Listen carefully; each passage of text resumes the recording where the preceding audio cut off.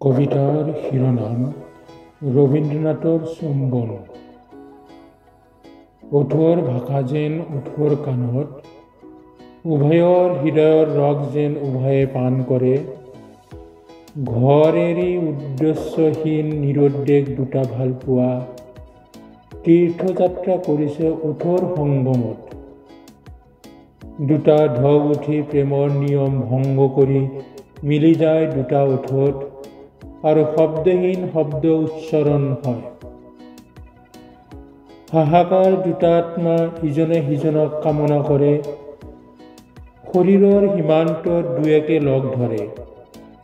প্ৰেমে লিখি আছে গান কোমল আখৰেৰে, ওঠত চিৰিৰ দৰে চুম্বনৰ লিখা। দুটা ওঠৰ পৰা কুসুম চয়ন, ক্ষুদ্ৰমালা গাঁঠিব যেন ঘৰলৈ উভতি গৈ। দুটা ওঠৰ এই মধুৰ মিলন। মিলন দুটা হাঁহিৰ ৰঙীন ফুলসজ্জাৰ বিছনাত, মিলন দুটা হাঁহিৰ ৰঙীন ফুলসজ্জাৰ বিছনাত।